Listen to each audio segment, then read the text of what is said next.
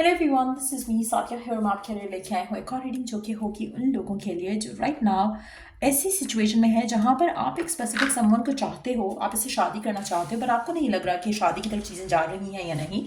आप जानना चाहते हो कि क्या आपकी शादी इसी इंसान से होगी जिसके साथ आप करंटली हो या नहीं, तो ये रीडिंग चेक कर सकते हो। इस रीडिंग में सिर्फ और सिर्फ हम यही जानने की कोशिश करेंगे, सो स्टे ट्यून्ड। और रीडिंग शुरू करने से पहले रिमाइंड करवा दूं कि ये एक जनरल रीडिंग है, सबके साथ मैच कर भी सकती है और नहीं भी। सो जो बातें जो मैसेजेस मैच करते हैं उन मैसेजेस को पिक करो और बाकी सबको छोड़ दो। अगर आप पर्सनल रीडिंग्स चाहते हो पेपॉल से या इजी पैसेज पेमेंट कर सकते हो, सिर्फ तभी रीच आउट करो ताकि आपका भी टाइम वेस्ट नहीं हो और मेरा भी। सो क्या आपकी शादी आपके करंट पार्टनर से होगी, हाँ या ना? पहला कार्ड आ चुका है हमारे पास, लेट्स सी कि क्या आपकी शादी आपके करंट पार्टनर से होगी, हाँ या ना? क्या आपकी शादी आपके करंट पार्टनर से होगी, हाँ या ना? Let's begin. पहला कार्ड है हमारे पास opportunity, reconsider, let go in the near future. मुझे लगता है कि आपको इस रिलेशनशिप को लेकर, इस रिलेशनशिप के फ्यूचर को लेकर जो आपका ऑब्सेशन है उसको आपको थोड़ा लेट गो करने की ज़रूरत है। आपकी और इस इंसान की शादी होना या ये रिलेशनशिप आगे जाना टुवर्ड्स शादी या कमिटमेंट, उसके चांसेस काफ़ी स्ट्रांग बनेंगे। बट फॉर नाउ मुझे लगता है कि आपको जो सर्कमस्टांसेस चाहिए ना फेवरेबल आपके रिलेशनशिप के लिए, वो फिलहाल नहीं है। मुझे लगता है कि आपका एक फेज आएगा इस इंसान के साथ जहाँ पर सिचुएशन खुद ब खुद फेवरेबल हो जाएगी। करंट सिचुएशन में लग नहीं रहा कि आपका पर्सन कुछ ऐसा ओपनली कह रहा है या कहेगा।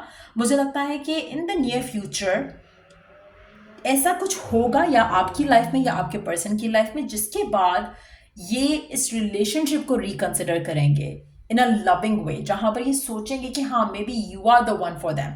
अगर गिवन सर्कमस्टांसेस में आप नोट कॉन्टैक्ट में हो तब भी, और अगर इन टच हो तब भी, मुझे लगता है कि फिलहाल ये आपको लेकर, शादी को लेकर इतना सीरियस नहीं है। लेकिन आने वाले टाइम में इन द नियर फ्यूचर कुछ ऐसा होगा आप दोनों की ज़िंदगी में जो कि इस इंसान को, इस रिलेशनशिप को रिकंसिडर करने के लिए उकसाएगा। और जब ये रिकंसिडर करेंगे इस रिलेशनशिप को, तो एक अपॉर्चुनिटी मिलेगी आपको और आपके पर्सन को इस रिलेशनशिप को रिवाइव करने की, इस रिलेशनशिप को शादी की तरफ लेके जाने की, इस रिलेशनशिप को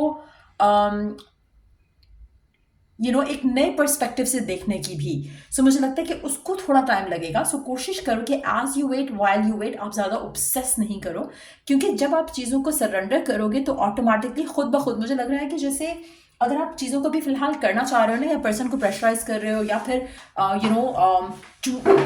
कोई एफर्ट कर रहे हो, या कोई चीज़ें ओवरडू कर रहे हो just to make things work in the direction जहाँ पे शादी की तरफ बात चल सके, मुझे लगता है कि आपको कुछ भी करने की ज़रूरत नहीं है। आपको सिर्फ इतना करना है कि आपने लेट गो करना है, आपने सिर्फ इतना करना है कि आपने सरेंडर करना है। खुद ब खुद ऐसे सर्कमस्टांसेस डेवलप होंगे जहाँ पर आपका यही पर्सन और आपका यही रिलेशनशिप जो है वो एक ऐसी सिचुएशन में आएगा जहाँ पर आप दोनों इस रिलेशनशिप को लेकर एक पॉजिटिव थॉट प्रोसेस के साथ सोचोगे, कंसिडर करोगे, और फिर आपका रिलेशनशिप जो है वो आगे टुवर्ड्स मैरिज की तरफ लीड कर सकेगा। यहाँ पर it's not like a big yes कि हाँ आपकी इस इंसान से शादी होगी, लेकिन आपको एक अपॉर्चुनिटी मिलेगी, एक चांस मिलेगा एक दूसरे के साथ, जहाँ पर अगर आप उस चांस को अवेल करते हो, आप इस अपॉर्चुनिटी को अवेल करते हो, तो आपकी शादी होने के चांसेस इस इंसान के साथ बन जाएंगे, बहुत ज़्यादा स्ट्रांग चांसेस बनेंगे। और मुझे लगता है कि तब डिसीजन आप दोनों मिलकर डिसाइड करोगे। ऐसा नहीं होगा कि कोई फेवर नहीं कर रहा या आपको किसी की यस की ज़रूरत होगी, अप्रूवल की ज़रूरत होगी। मुझे लगता है कि then it's gonna be between you and this person, कि आप उसको चॉइस देते हो, चांस देते हो, या वो आपको चांस देता है या नहीं, लेकिन रिकंसिडर किया जाएगा ये रिलेशनशिप, और इसमें सिचुएशन जो है फेवरेबल होगी। फिर मुझे लगता है फॉर सम रीज़न मुझे लग रहा है कि आप शादी कर सकोगे एक दूसरे के साथ, लेकिन अगर आप दोनों करना चाहोगे, उसमें ऐसा नहीं होगा कि आप चाह रहे हो, ये नहीं चाह रहा, ये चाह रहा है, आप नहीं चाह रहे हो। It's can be more like a situation जहाँ पर दोनों को 100% अपॉर्चुनिटी मिलेगी कि आप एक दूसरे से शादी कर सको, लेकिन शायद तब तक आपका माइंड चेंज हो चुका हो, शायद पर्सन का माइंड चेंज हो चुका हो, शायद दोनों सेम पेज पे हो। वो सबके लिए डिफरेंट रहेगा क्योंकि it's a general reading. So just be mindful of that. Let's see कि टैरो क्या ऐड करता है कि क्या आपकी शादी आपके करंट पर्सन से होगी, क्या आपकी शादी आपके करंट पर्सन से होगी, you do have the world. Again मुझे लगता है कि चीज़ें आपके फेवर में हो जाएंगी, आपके रिलेशनशिप के फेवर में हो जाएंगी। लेकिन फिर, और अगर आपको राइट ना बिल्कुल कोई होप नहीं दिख रहा है with the star and the world, it seems like कि अनएक्सपेक्टेड शिफ्ट्स आएंगी आपकी ज़िंदगी में, जहाँ पर आप दोनों का ये रिलेशनशिप आपको कुछ करना ही नहीं पड़ेगा और सब कुछ ऑटोमेटिकली हो जाएगा।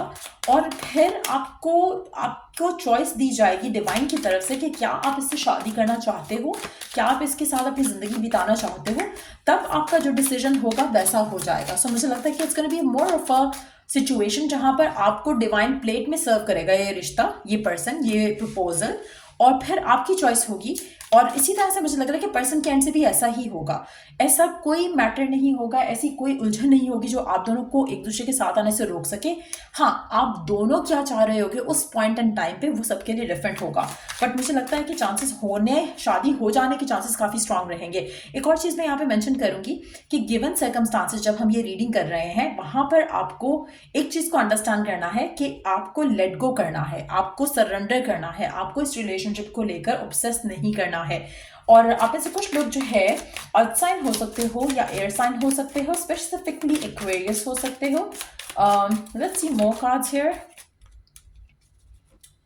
आप में से कुछ लोगों के लिए मुझे लगता है कि बाय द टाइम आपको ये पर्सन शादी के लिए अप्रोच करे, प्रपोज करे, तो आपके आपका माइंडसेट डिफरेंट हो चुका हो, आपकी एक्सपेक्टेशन लाइफ से डिफरेंट हो चुकी हो, आपकी आपको लगता हो कि आपकी कंपैटिबिलिटी अब शायद उस तरह की नहीं है इस इंसान के साथ। ये होने के चांसेस भी काफ़ी स्ट्रांग लग रहे हैं। लास्ट कार्ड देखते हैं रीडिंग के। लेट्स सी कि क्या आपकी शादी आपके करंट पर्सन से होगी। मुझे लगता है कि आई डोंट नो, अभी आप जो भी चाह रहे हो राइट नाउ, मुझे लगता है कि बाय द टाइम वो टाइम आएगा जहाँ पर आपकी शादी की अपॉर्चुनिटी आएगी इस इंसान के साथ। तब तक आप किस तरह के माइंडसेट में होते हो, किस तरह की लाइफस्टाइल में होते हो, तब शायद आप इस इंसान को कंसिडर करना पसंद नहीं करो। आप में से कुछ लोग, इट सीम्स लाइक कि ball is going to be in your court, लेकिन आप क्या चूज करोगे वो सबके लिए डिफरेंट होगा उस मोमेंट एंड टाइम पे। आप में से कुछ लोगों के लिए मुझे लगता है कि आपको लगे कि जिंदगी आपके साथ एक अजीब खेल खेल रही है। ये मैं इसलिए कह रही हूँ कि मुझे यहाँ पे क्लाउन सा दिख रहा है एक एनर्जी में। अब मुझे लग रहा है कि बाय द टाइम ये पर्सन आपके पास आता है कमिटमेंट के साथ, मैरिज के साथ, तब तक आपको ये क्लाउन जैसा लगेगा। क्लाउन जैसा इसलिए कह रहे हैं कि आपको इसके ऊपर ट्रस्ट नहीं रहेगा, आपको इसके ऊपर फेथ नहीं रहेगा, आप इसको उस तरह से आपके लिए उस तरह से डिजायरेबल भी नहीं रहेगा ये पर्सन। सो कहीं ना कहीं आपको लगेगा कि होता है हो जाए, नहीं होता है ना हो, लेकिन आप इतना कोई हैप्पी नहीं होगे इस इंसान को लेकर, या इतना एक्साइटेड नहीं होगे इस इंसान को लेकर। कहीं ना कहीं आपकी डिजायर शायद इस इंसान को लेकर मर चुकी होगी by the time they come back to you with marriage या प्रपोजल। सो उस तरह की एनर्जी मुझे यहाँ पे दिख रही है।